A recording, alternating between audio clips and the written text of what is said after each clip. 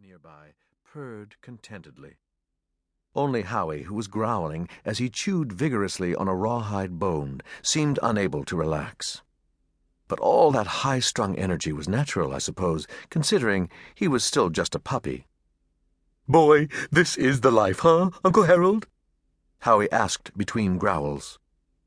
I replied, with as much vigor as I could muster, which wasn't much. After all, I wasn't a puppy anymore, and had used up most of my energy long ago. I listened to the sound of children playing down the block somewhere. "There's nothing like hanging out on the porch after a good meal," Howe went on enthusiastically. He lifted his quivering nostrils to the air and sniffed rapidly. "Ah, smell that night air. What's that? Somebody's having what do you call it? What is it when they cook outside, Pop?" Chester raised an eyelid. "A barbecue," he said with a yawn. "Oh, yeah. Gee, I have so much to learn, but you and Uncle Harold have taught me a lot already." He gazed admiringly at Chester. "Thanks, Pop," he said. Chester raised his other eyelid and shook his head. He turned his gaze from Howe to me. "Why does the kid insist on calling me Pop?" he asked. "I'm not his father. I'm not even a dog. If anyone around here should be his Pop, it should be you, Harold. Dogs of a feather should stick together and all that."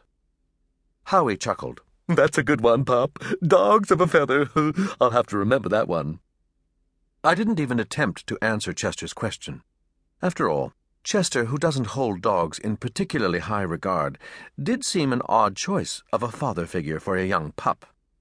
But Howe, who had recently come to live with us, had formed his attachment right away, and there was no breaking him of it now. "Too bad the rabbit can't come out here, too," Howe went on with a nod toward the living room. "It's not fair, his having to be cooped up inside that cage all the time." "I'm afraid that's a rabbit's fate," I said. "At least for a domesticated one. Though I must agree with you, Howe. I feel sorry for Bunnicula, too." "Save your sympathy," Chester muttered. "Bunnicula is no ordinary rabbit, if he ever got out.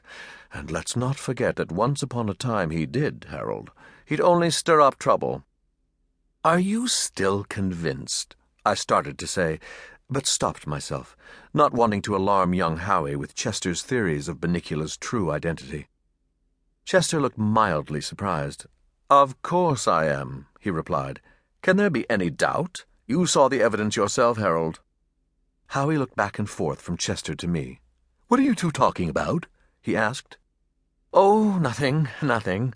I thought of the cuddly little bunny rabbit who'd become my friend, of the hours we'd spent snuggling in front of crackling fires on cold winter nights, of the time I'd saved him from Chester's attempt to starve him to death. That rabbit is a vampire," Chester said matter-of-factly. Howie's head jerked up. The rawhide bone tumbled down the front steps. "What? A vampire?" he gasped. Then, after a moment's reflection, he asked, "What's a vampire?" I felt obliged to step in and save Howe from the senior facts of life. "A vampire," I explained, "is the person who calls the rules during a baseball game." "Don't confuse the kid," Chester said, bathing a paw, "and don't be such a Pollyanna." Turning to Howe, he said, "A vampire is a creature, once dead, who sucks the blood out of other living beings in order to live." Howie's eyes widened in amazement. What?" he stammered.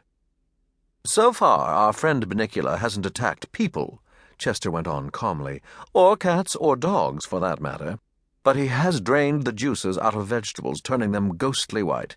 He came to live with us when our family—" "One night the Monroes went to the movies," I said, picking up the story, "and found Bunnicula lying in a dirt-filled box on one of the seats." "Don't forget which movie," Chester interjected. "Dracula," I conceded, "but that doesn't mean—" "Nonsense. In this case, everything means something. Don't you think it's significant that shortly after Bunnicula's arrival, the vegetables in the kitchen started turning white? And wasn't it strange that they did so during the night, the only time Bunnicula wasn't asleep? Wasn't it stranger still that he could get out of his cage by his own powers, without even undoing the lock? And what about those marks found in the drained vegetables? 2 tiny holes that matched up perfectly with the rabbit's oddly spaced teeth. Or should I